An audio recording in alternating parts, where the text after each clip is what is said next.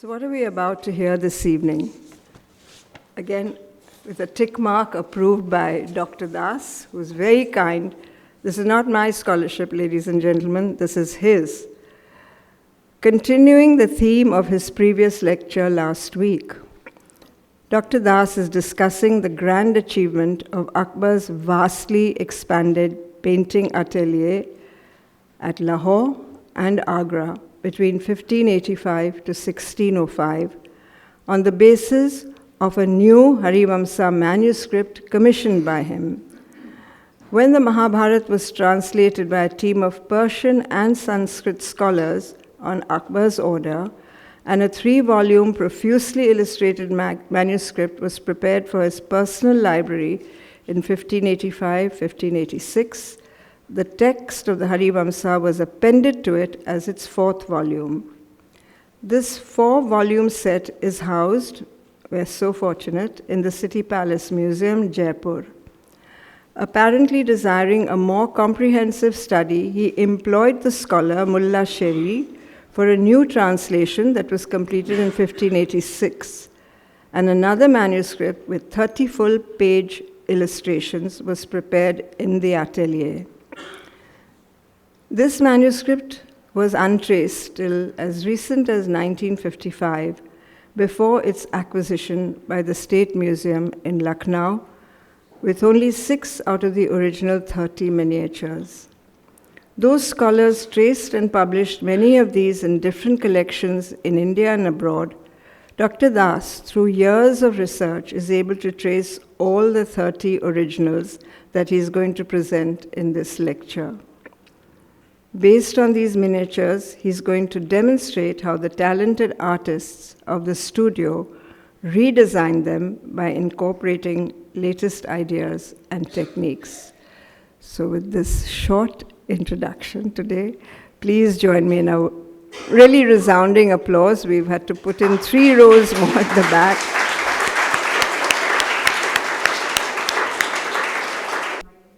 Yeah, to be here. And as Dr. Godrej has just pointed out, at the instance of my dear old friend, Dr. Sharyu Doshi. It was she who persuaded me to speak on the earlier part of dawn of Mughal painting. That I tried in my last lecture, unfortunately, which she could not attend, but I hope that she would be able to watch it in YouTube later on. I am continuing, that discussion, but in a different perspective. In my earlier lecture, I just pointed out how it originated and how it transported from Kabul to Agra and Fatehpur Sikri, and how ambitious Akbar's intentions was. But naturally, in a lecture like that, you can only just mention and cover the salient features. In this one, I am trying to continue the story, but in a completely different manner. Here, I am paying my attention to a manuscript which was prepared, just after that, but not known in its original form. So I will try to tell you the story of how it became known, how the manuscript came into public domain, and how its paintings got dispersed, and finally, today I am trying to show you. I mentioned that in the summer of 1586, Akbar suddenly decided to leave Fatehpur Sikri and go to Lahore. And it turned out that it was almost for good.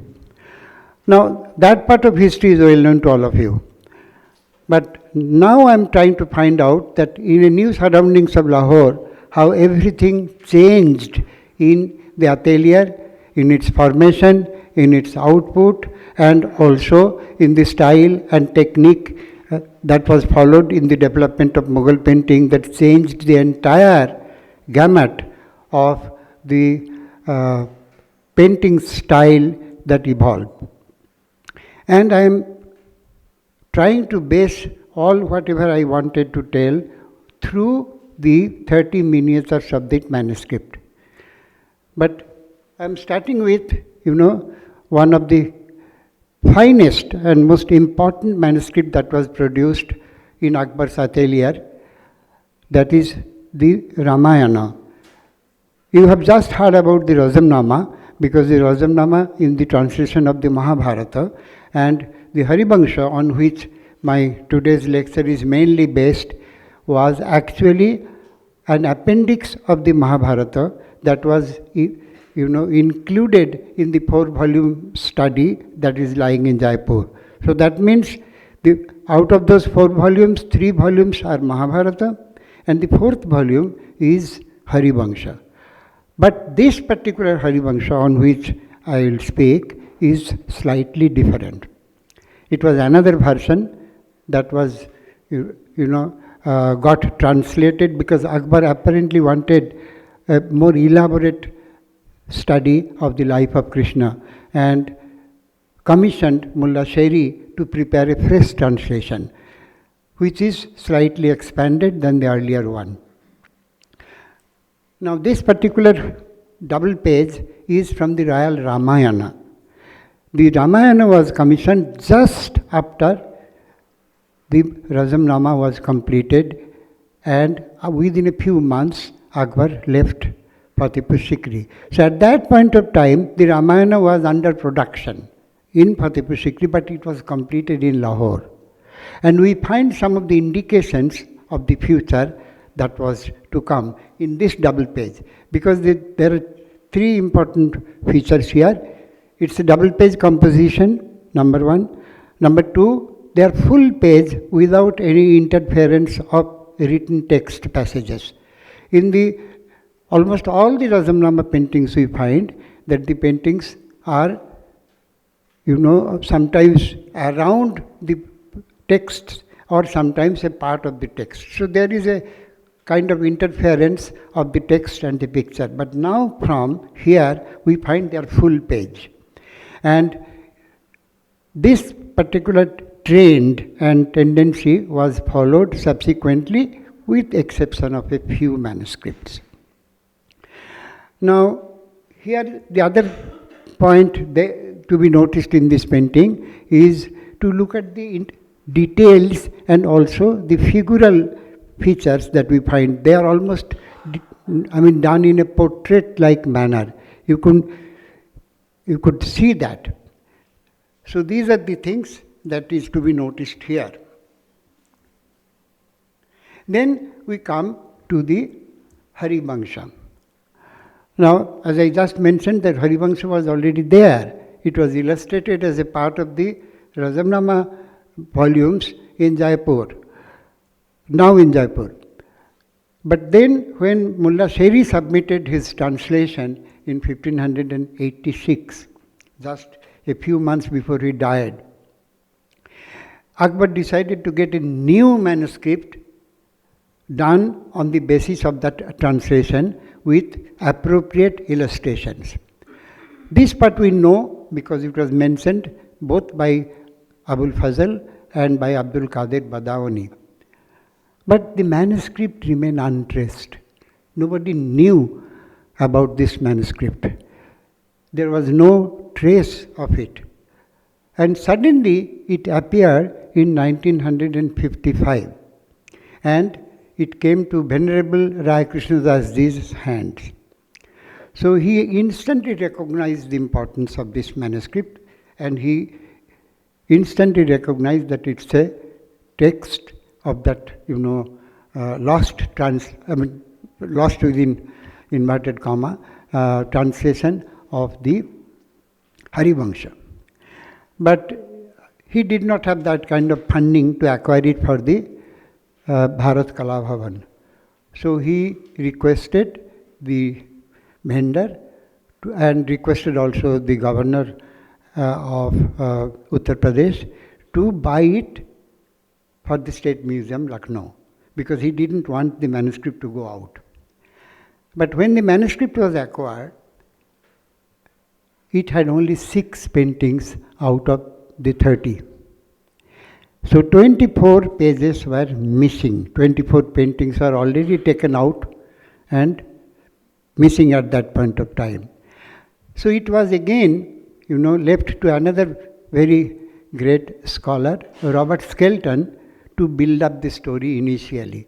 Because in 1970, earlier in that year, the museum received, the Victoria and Albert Museum, from the bequest of Lady MacNaughton, 6 paintings. And these 6 paintings, Robert at once identified them as part of the Krishna story, and he read Farsi very well, so he could immediately identify it as a part of Mullah Seri's translation. So by that time, we knew some other tidbits of story. As for example, 3 paintings were acquired in 1927 by the Metropolitan Museum, New York. And at that time, the keeper of the Islamic section was Maurice Demand. He was not a Mughal scholar as such, but again he published them immediately. And one of them, that I will show you later on, is the Krishna Govardhandhari. So he knew, and so at that point of time he thought that it's a part of the Razamnama, the Mahabharata story, where it was already present. Then subsequently, 2 years later, he published again the pages, and then he read the text at the back of the painting and identified it as a part of the Harivamsa. So 3 paintings appeared in 1928. Then in 1940, a leading Bombay collector, A.C. Ardasar, he published an article of the newly started art journal Roop Lekha from Delhi. And there he mentioned that I have in my collection 12 paintings of the Harivamsa. But he didn't disclose from where and when and how he acquired those pages. So apparently these 12 pages he published only 1, but gave very sort of brief outline description, not sufficient. Now after independence, a few years after independence, these changed hands and went to Nasli Hiramanek, who had his shop both in Mumbai as well as in London, later on transferred to New York. So Hiramanek got hold of those pages, and they surfaced in 1966 in an exhibition at the Museum of Fine Arts, Boston. But he didn't put all. He put, I think, 6 paintings in that exhibition, which were quickly, acquired by different museums in the USA. 3 Pratapaditya Pal bought for the Los Angeles County Museum. 1 went to the Museum of Fine Art, Boston. Another went to the Virginia Museum, and 1 into private hand. So slowly, the story was building up. So at that point of time, Robert Skelton immediately could identify and put these together, along with 1 that Rai Krishnadas never disclosed it, but he kept 1. So in India, now we have, barring those 6 paintings with the manuscript in Lucknow, which were never published excepting 1, you will see them for the first time here, and 1 in the Kala Bhavan. So 7 out of 30. And the rest of the 23 paintings I have traced. They are, as I mentioned, 6 in Victoria and Albert Museum, 3 Metropolitan, 3 Los Angeles, like that. And then I thought that the most important task is to examine the original manuscript lying in Lucknow, unpublished, almost unknown. It was only published in a 2-page mention, and then later on the director published 1 book called Masterpieces from the State Museum, Lucknow, where he reproduced 1 in color, not so good quality. So these, great works of art are still waiting for some young, enthusiastic scholars in the field to take up, to grab it. And then only, because in my age, unfortunately it is not possible, but I very much wanted someone to do that, from which portion of the text these paintings were taken out. It can be, I think, put together with not great difficulty. It is quite possible. Anyway, so this is the story of the second Harivamsa manuscript that I am going to show you, all the miniatures. But along with that, I have a rather more important thing, how to connect the story that I started from Kabul. That is, these miniatures, we don't know yet that when the manuscript was written down, by whom, because the name of the calligrapher is not mentioned, and the date of completion is also not mentioned because the colophon is not there. And on top of that, unfortunately, the pages were trimmed so much that the name or attribution of the artists are gone. So we don't know, it's a matter of speculation. But as you would notice, and I will point out also, that some of these pages are definitely to be ranked among the finest creation of the Mughal studio. And there I will also try to relate the story of development of the style. When Akbar left Fatehpur Sikri and settled down in Lahore, apart from the political considerations and other things, we are now mainly concerned with what happened in the painting atelier. Now we know that Akbar was always a man in a hurry. And that's why some of the earliest manuscripts, and from now on, in these slightly more than 10 years that he was in Lahore, and then when the studio again transferred from Lahore to Agra, it's absolutely unbelievable how many manuscripts were commissioned. And at one point of time, there were more than 150 painters working in the studio. 150 painters. From where they came, how they were recruited, how they were properly trained in that idiom. That story is still not properly understood. But it was definitely, a story which needs to be studied in detail.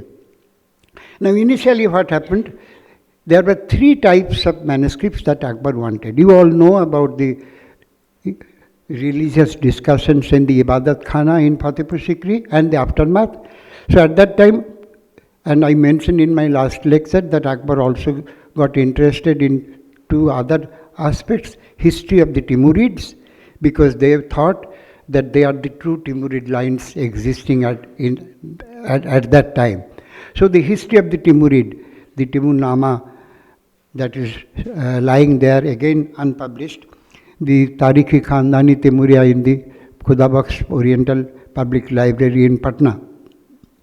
Then followed by, there was the history of the millennium, the Islamic millennium, the first millennium, and this is known as the Tarikh-e Alfi. So all these historical works were there, and then continued with the newly translated text of the Baburnama, because Babur wrote in Chagatai Turki, and Akbar realized that not many people know the language.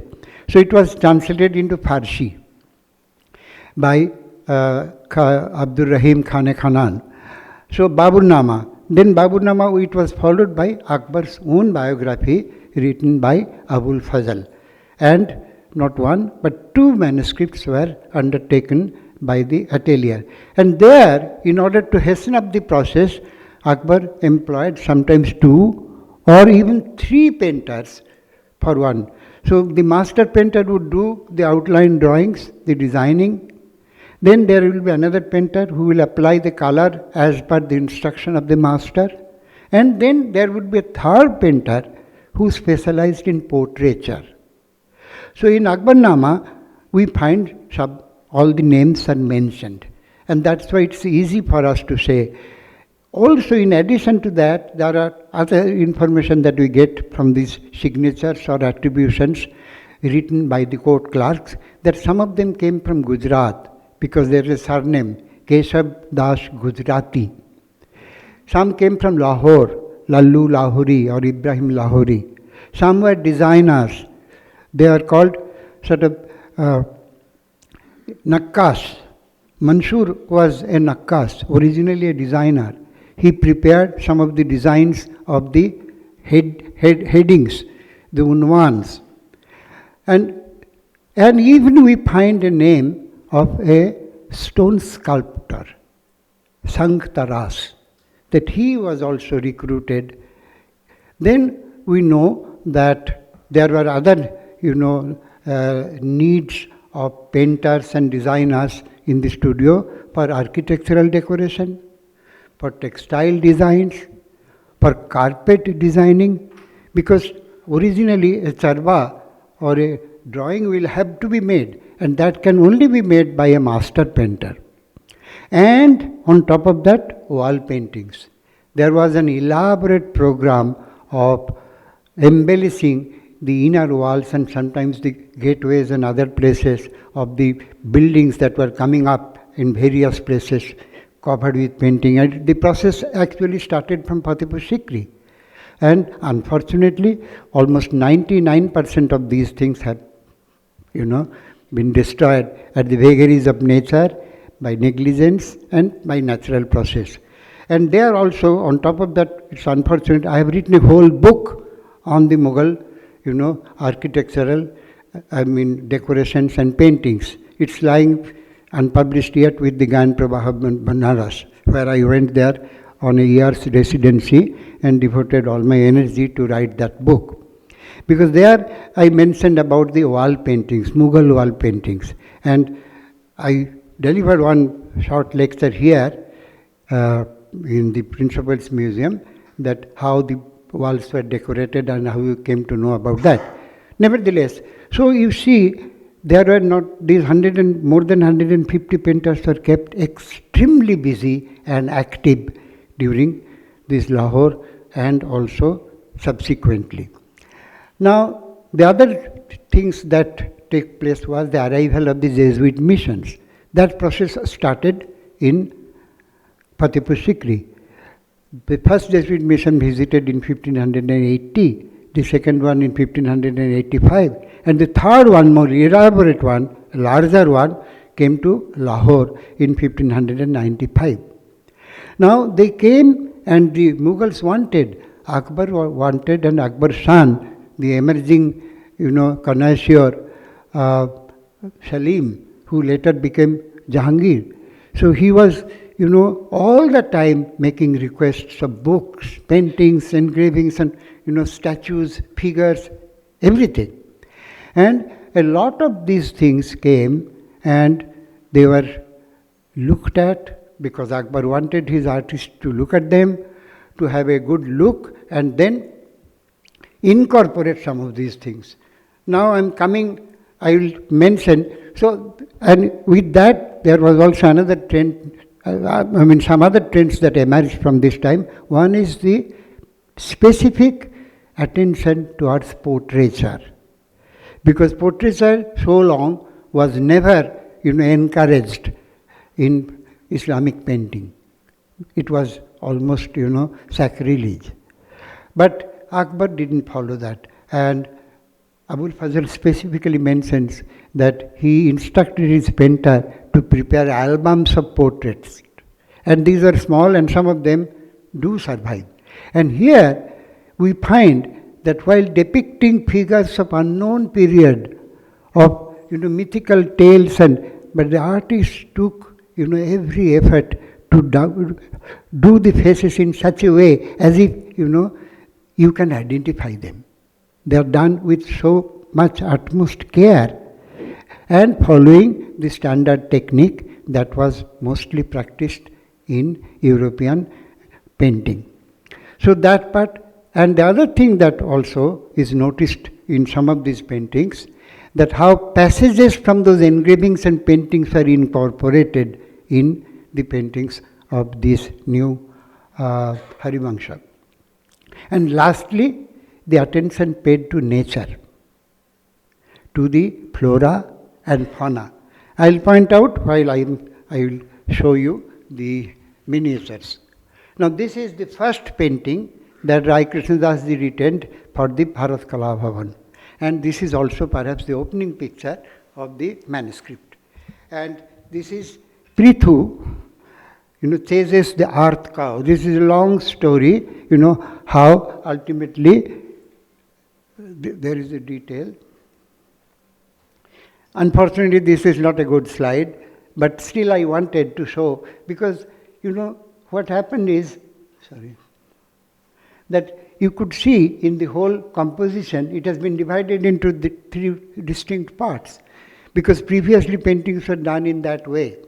So, down below you find all the people are looking upwards, and then in the second stage you find the part of the story, including some of the,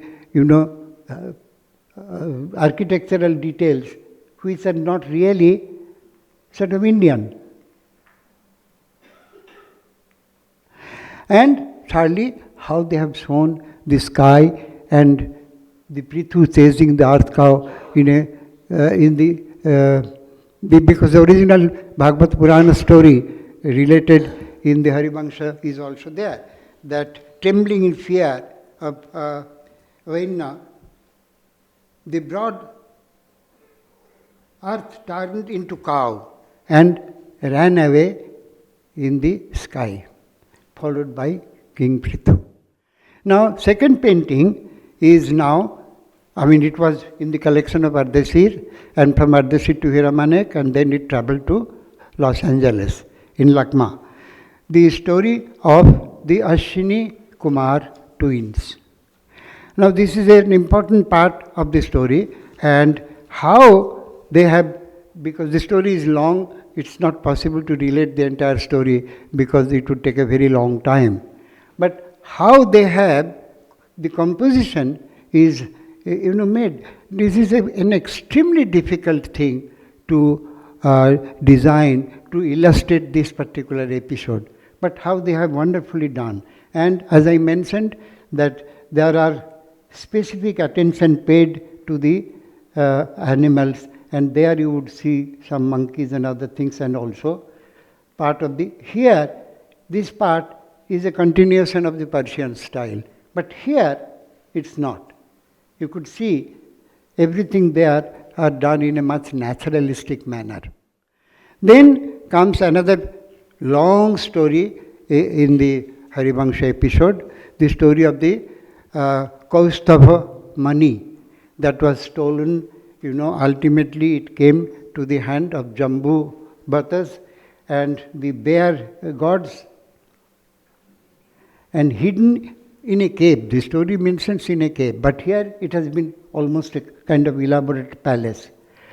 But you could see that it's populated so much, and how they are going to fetch it, and the money is also, it's not a good slide, but at least you could see the detail.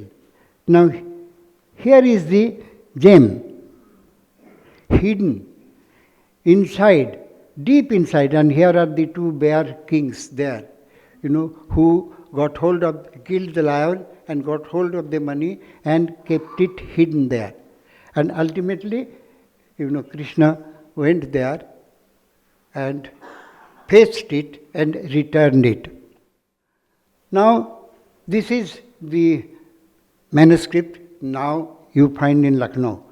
The interesting part is there are 17 lines of text, and these are gold covered all the way, written in a reasonably good quality Nastaliq. And here you find that the paintings cover the entire surface of the page.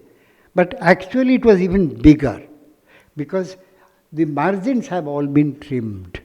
And with that, we have lost the names of the painters. That are as per normal practice, the names were written down by the court clerks in Akbar's Atelier. And here, because Harivamsa is the story, so there are many that all the gods were peeping from behind the crowds and watching what is happening there. So this is the story of Kalnemi, Danava, killed by Vishnu. Because that story is also a long story in episode, how Kalnemi appeared and he wanted to annihilate all the devas, and ultimately he was tricked and killed by Vishnu. And here he is there already in the shape of Krishna, though Krishna has not yet, emerged. It's prior to that story. And there you find all the, attendants of and companions of Kalnemi. Now, Krishna is now coming to earth. Vishnu taking the form of young Krishna. Now, you all know the story, I don't have to mention that, the birth of Krishna. But this is a absolutely fabulous painting which is in the collection of the Museum of Fine Arts, Boston. It again traveled, from maybe Lucknow to Ardeshir and Ardeshir through Hiramanek to different collections there. And here you would notice the details of architecture, the details of interior decorations and other things that you would notice in other historical paintings. The whole placement of the details of the story are done in a very logical manner. Now here Krishna was born as a four-armed deity. But when the transfer of babe took place, when Vasudeva ultimately, is coming, then he got again as a human being. Otherwise, he would be perhaps he would be detected by others. And how we know the story, but how everyone are fallen asleep by the magical power, and the gods have all assembled, in the heaven and showering flowers because of the birth of Krishna. Now, Krishna, that part of the details are not mentioned here, but there are paintings in Rajasthan and in the Pahari paintings, mostly illustrations of Bhagavad Puran, that how he crossed Jamuna in a dark, rainy night, etc. But now we come to the next painting, which become a part of the McNaughton bequest in the Victoria and Albert Museum, published by Skelton in his seminal 1970 article, which is the big, the most comprehensive, short but most comprehensive study of the Harivamsa. And here the story is that Yashoda got very annoyed with the pranks of the child Krishna and his brother Balarama. So she couldn't have time to go to Yamuna, to fetch water or to wash clothing, etc. So one day she got very annoyed and then, tied them with this udu khal, the mortar. It's a very heavy thing, and she thought that the children cannot move. But dealing with Krishna and Balarama, that's impossible for that. So though she tied them in this twine Arjuna tree, which are actually the cursed sons of Narada. And they are not Narada, Kubera. Nala Kubera and Manigriva. Now they, were cursed to be a pair of Arjuna tree. Now when Krishna and Balarama moved out, they had so much of strength that the tree fell down. And after the tree fell down, the curse of the sons of Kubera were also gone. They were released. So this story of Jamalarjuna and this miniature is again from the collection, McNaughton collection in Victoria and Albert Museum. And there you find that the approach, all the details are there. So when this thing happened with a loud, thud, the trees fell down, and so everyone came running by, as you would see there. And part of the village scene are also detailed here. Now, this is followed by, at that time, Kansha came to know about the birth of Krishna and how he was transported to Gokula. So it was advised that they should leave Gokula and go to a safer place at Vrindavan.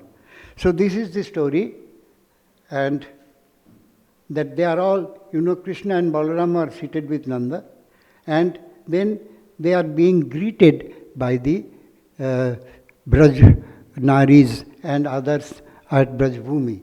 So everything there, and all the cows would get,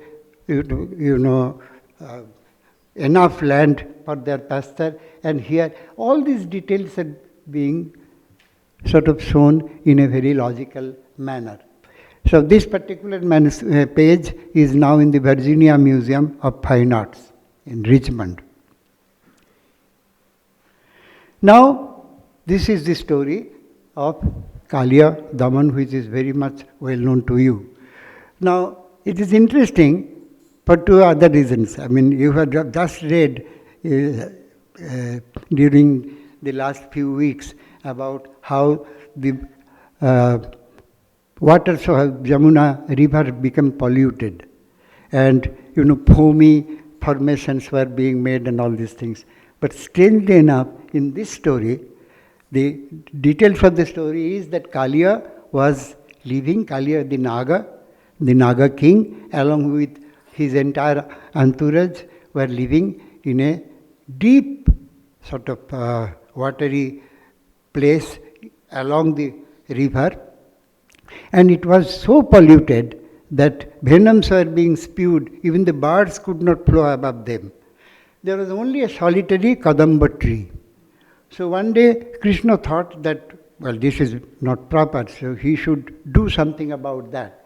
And he went there, and ultimately the Naga, there I'll show you some other details, the Naga tried to kill Krishna.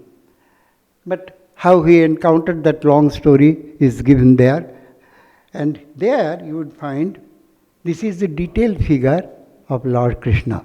This was originally, in the collection of Sir Howard Hodgkin, who acquired it long back, and now it has come to the Metropolitan Museum of Art, New York.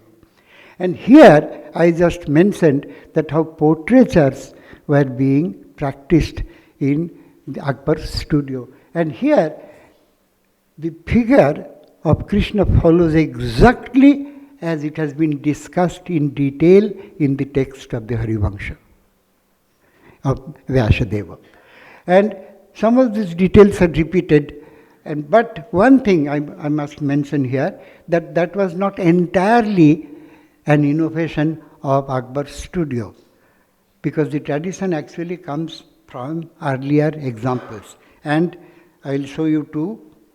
One is this one from the Jaipur Razamnama.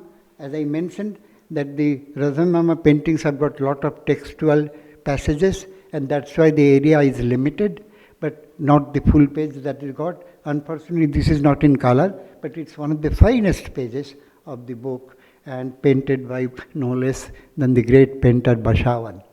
And before that, this page. This is now, it was previously in Kerryweather's collection, but now in the Harvard Art Museums.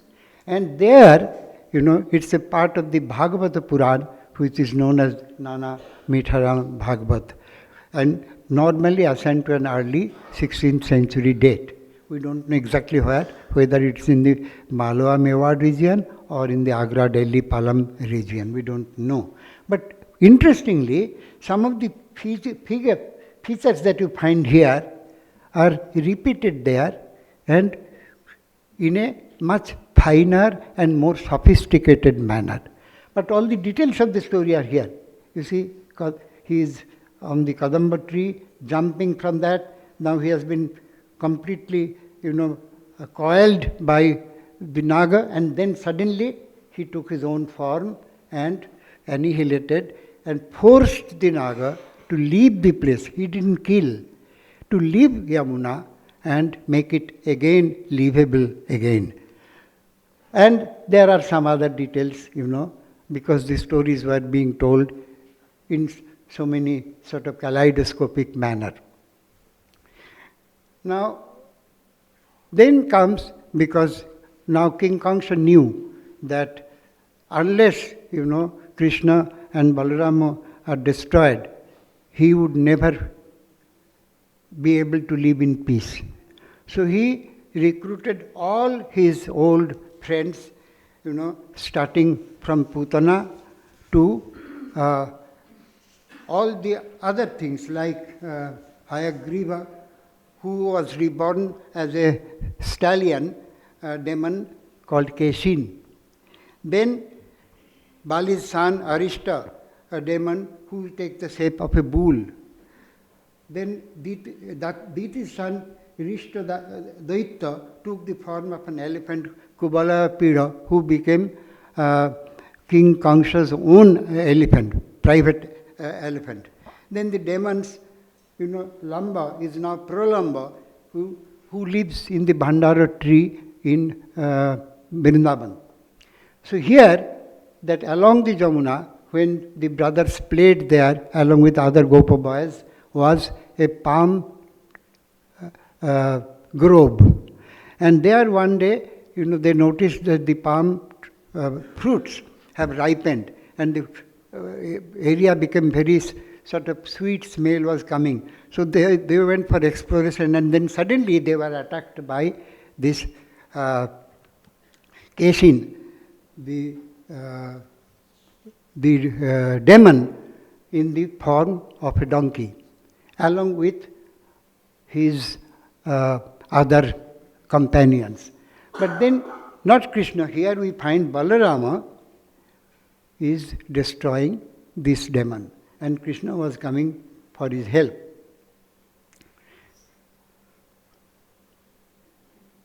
This is a detail.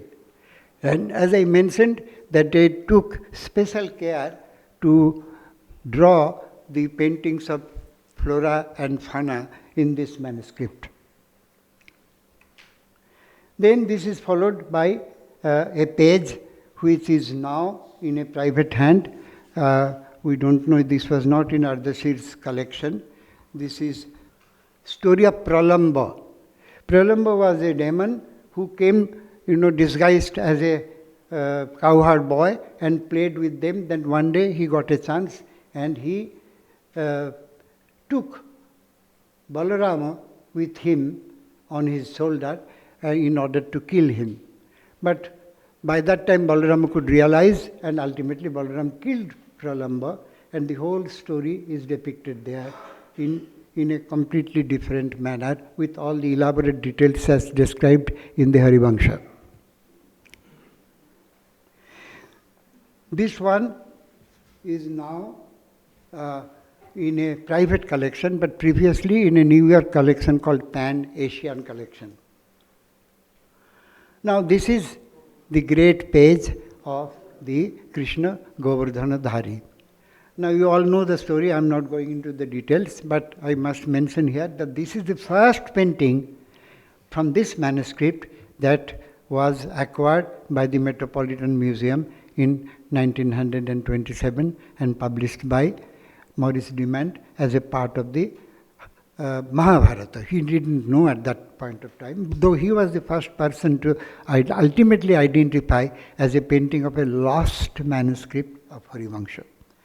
Now this is there, and this is very well known, oft reproduced, but what is interesting is some of the details that you find. Look at the figure of Lord Krishna, how carefully, how beautifully, with so much of attention, the figure has been rendered.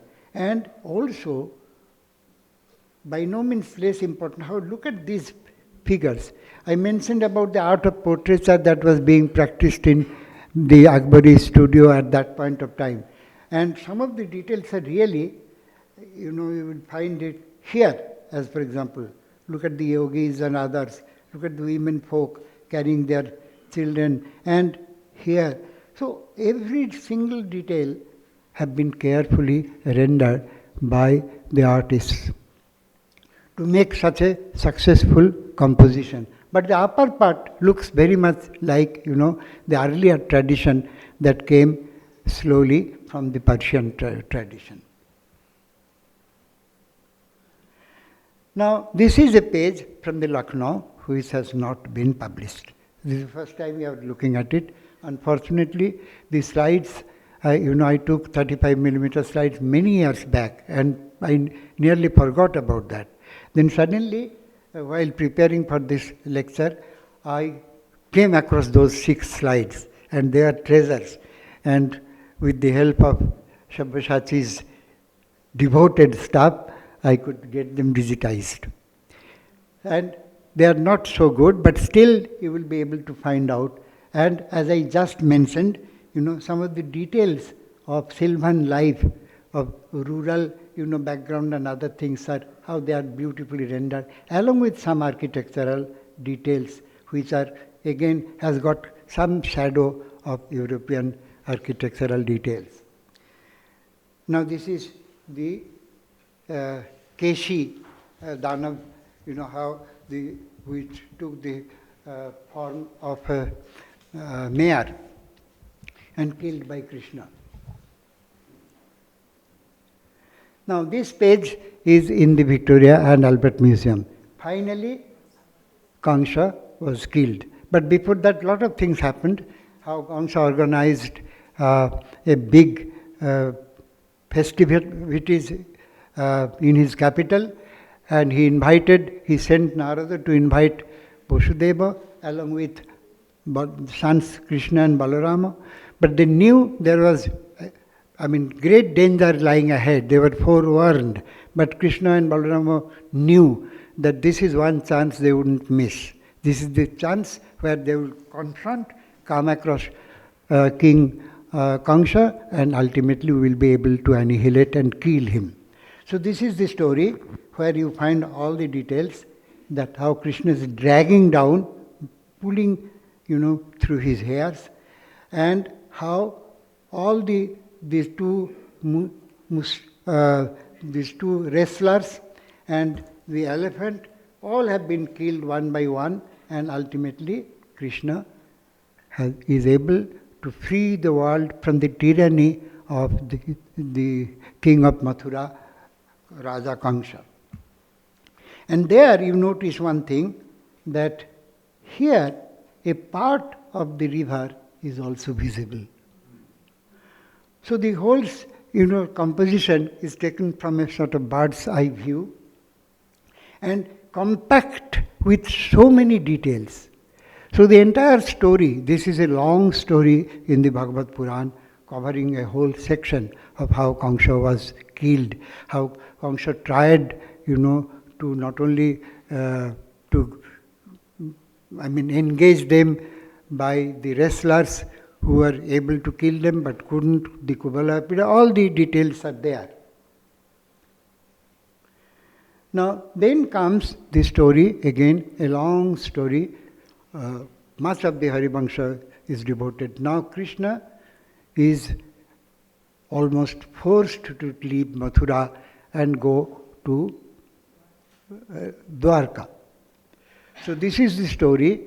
This becomes a turn into a kind of, from the childhood days, this is a phase up to Kamsa's death, and after that this is a story of constant warfare, of survival of the entire Yadava clan.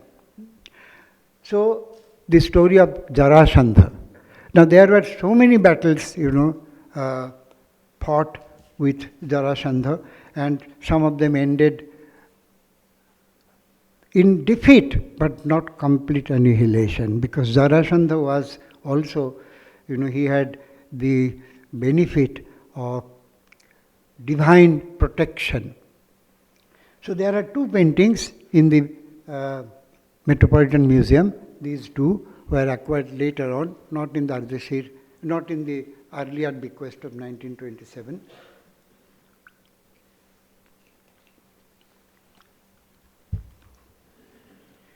So the battle continues, and how Balarama was able to defeat Jarasandha. And here you notice this figure. And and Krishna is watching from there. Then there was a fire which started. But as I told you, that Jarasandha was defeated but not annihilated. So Balarama became very, very sort of tired. Then he thought at that point of time to visit Brijbhumi again. And there he was received by the entire population of Braj, and he had very good time, lot of drinks and others, and he became completely drunk. And he wanted to go and take his bath in Yamuna, but found the river a little far away. So he tried to sort of call, but ultimately when Yamuna did not accede to his request, then the story goes that he used his plough and dragged Yamuna towards him. Now this particular episode is not illustrated very often, but this is found in the Lucknow manuscript. And this is the first time I am able to show you. Again, forgive me because the quality of the slide is not as good, but the story, the depiction is very interesting. Because Yamuna is also known as Kalindi, that it has a dark water. Even now, when you go to Sangam, take a boat, and the boatmen point out that the course of Ganga and Yamuna having different colors, and how they are, getting mixed in Sangam. So Yamuna always had a kind of different color, maybe, I don't know, due to some geological phenomenon or others. But here it is.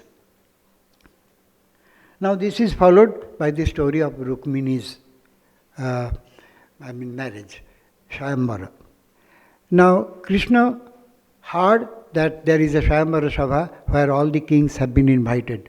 Now Krishna, not being a king, was not invited, but he wanted to come nevertheless. And at that time, what happened, this is not present in this, but in the Jaipur Razamnama there is a painting where other kings, they befriended him and offered their kingdom so that Krishna becomes a king. Though not a Kshatriya, but a king. And that's why he had the right. But by that time, Rukmini's brother, Rukman, was not happy with that, and the entire program of the Swayamvara was cancelled. But at that point in time, Rukmini went out and Krishna ultimately abducted her.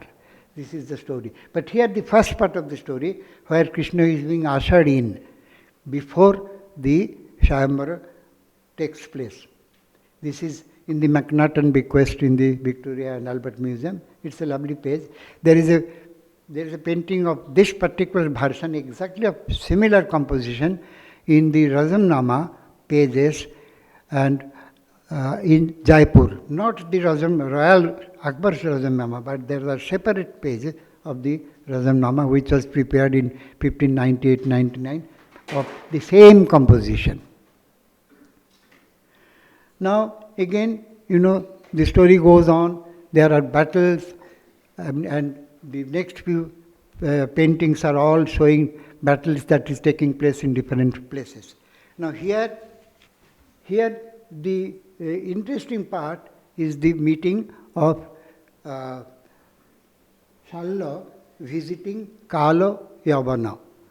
Now we don't know the exact identity of Kala Yavana, but from the word Yavana it seems that maybe one of these Shaka or Huna kings whose families were lingering on in the Mathura region at that time and joined Jarasandha's forces to throw out Krishna's clan from Mathura, so that they ultimately had to leave Mathura and go all the way to Dwarka. Now here the interesting part is the flying machine, the flying throne. And look at the details. It's such a beautifully done piece. So this take place, and this particular page is now again in the Metropolitan Museum, but acquired much later, not in that 1928 bequest, much later in 1967. I don't know, 1967 is this too close to the Hiramanik sale of original Ardeshar things, but these things have not yet been disclosed, so we don't know exactly. Now this is again another page from Lucknow, that how Kala Yavana was tricked by Muchakunda and ultimately killed because he was rendered into ashes. Because the story goes that Muchakunda was taking rest in the cave and Krishna entered surreptitiously, but he knew that if he is, raised from his sleep, then he will be angry, and if he looks at somebody with that angry eyes, he will be completely rendered into dust. So Krishna was standing, in the head side. Here. And Kala Yavana entered there and killed. So he was literally tricked. Krishna was not able to, Krishna as Balarama, not able to kill him. But anyway, he was gone. Now comes this particular page. It was originally in the collection of Edwin Binney III and now given to the San Diego Museum of Art.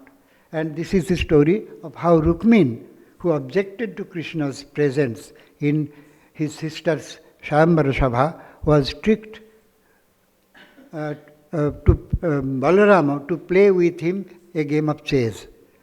And in the game of chess, they were taking recourse of all sorts of wrong things and trying to beat Balarama. But Balarama detected that and ultimately got angry and killed him with a piece of metal, gold bar, and hitting Rukmin on his head.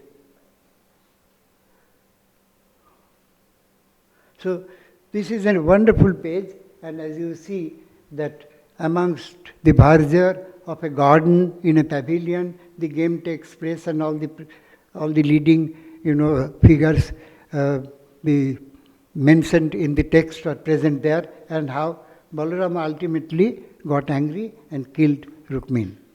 Now this particular page is recently came in the market and acquired by the Rijksmuseum in Amsterdam and published by Joachim Bautze. I was not aware of this at all, so he was very kind to send the photograph and a detail and also the details that I was trying to find. But this is a very interesting point. This take place, when the whole Krishna and Balarama was retreating, and before settling down at Dwarka, they were passing through the entire range of Vidarbha and northern, and then ultimately going up to Goa, Gomantaka Hill. And there, on their way, they came to a place called Karavirapura, that is modern Kolhapur. So that take place, and the king is Srigala.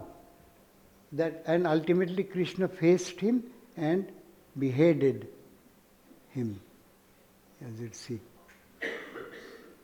So, the story, goes from place to place. They are moving from place to place and cover the entire range from Mathura to Dwarka via Vidarbha, Malwa, and, Kolhapur and all this region. This is a detail. Now, ultimately Krishna thinks of settling down at Dwarka because it would be a safe place. But look at this. This is an absolutely wonderful painting in the Freer Gallery of Art. It also came from the Ardeshir collection and went to Freer through the Hiramanik sale.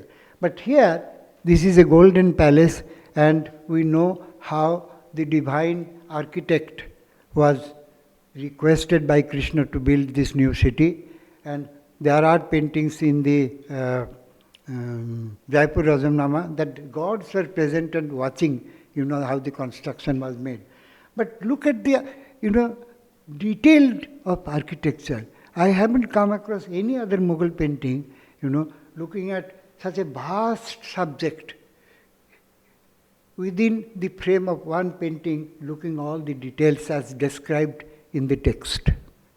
And there you would notice that Krishna is sitting there in the inner courtyard, and the outer courtyard, the gateway, the outside garden, and in the background. And look at these architectural details and other things that is extremely difficult to find out in any other painting. I haven't come across any other painting with so much intricate detail, but shown in a correct, most accurate perspective.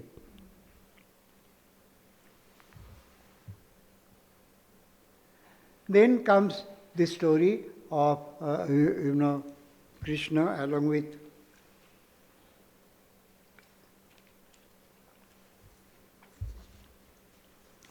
his wife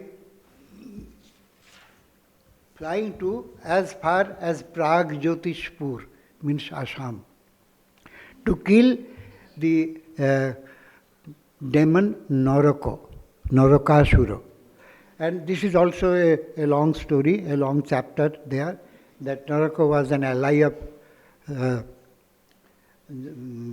Jarasandha, and ultimately, they went there on the back of the mount, and ultimately how the king was killed, and the whole place was freed, and all his demon attendants and other things were all killed and things. Now, next one is, you have already seen, this is a detail.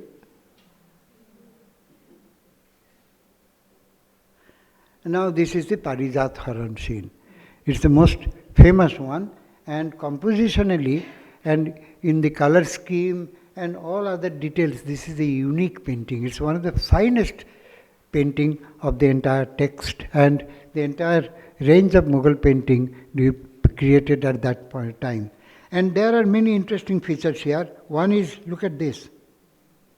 Look at this area, these are all derived directly from some of those prints that were coming through the Jesuits. And the whole combat is taking place, it's an aerial combat. Yet, diagonal, powerful, thrusting upon, the viewer is pleased to look at the effect of the, very wise and very careful effect of colors. And this is definitely, one of the finest creations of the Mughal studio of that time. Now, this is again another story or annihilation of another demon, the Nikumbha, and he was there in the cave because he captured all the Yadava chieftains there and kept them. So Krishna ultimately came to know all about that, entered and killed him, and all the others were released from his clutches. Now this is the story of Andhakasura. And Andhakasura could not be killed by anybody because he had the boon of Mahadeva. But then he started behaving very smartly and disregarding Shiva. So Shiva got annoyed and ultimately thought that enough is enough. So he was killed, and this whole story is given there, the story of the battle, You find all the Shiva followers were attacking them, his things. The story, of course, is given in a detailed manner in the book, which I have not been able to identify properly. But it's not Manasura, because there is another picture of Vanashura. This is Vanashura. This came into sale a few years back in Francesca Galloway's gallery. I don't know its present whereabout, but there it's identified by Jeremy Losty as killing of Vanashura. But the description in the Harivamsa is slightly different. Then again, this goes back to the Ardeshir sale through Hiramanek, and this is in the collection of the LACMA, Los Angeles County Museum of Art. And there I have intentionally kept all the pages from the Ardeshir sale, have got this kind of later margin. But the text at the opposite has been retained. And this is a very interesting page. And if you look at the next, how the gods have been shown in detail. It's absolutely marvelous. Now, there are, two important paintings at the end of the volume. And this one is the only painting where Krishna has been shown as 400 Vishnu. And taking his gigantic form. And that is repeated in the last painting of the manuscript, whereas the Ati Dane Bali Baddha Sarvam Attantam Hi Garhitam. So that is the story how King Bali, who became too big, was ultimately controlled and sent to the Patala region. So this is the last painting of the Lucknow manuscript and still in the book and shown you for the first time. Now, as I mentioned, that all the salient features of classical Mughal painting that you notice in some of the pages of the Akbarnama and other well-known things were all present here. And as I mentioned, that they paid particular attention to the color scheme, to the modeling, to portraiture, to nature, to flora and fauna, and the apparent unity in the composition with details that are not shown or attempted to before. So in that respect, through this wonderful manuscript, I think, it's possible to find out the grand achievements of Akbar's Atelier in Lahore that subsequently moved in 1595 to Agra. There are, of course, many other details that need to be tackled, and ultimately, it's absolutely necessary that this manuscript is given its due and published in its entirety. Thank you very much.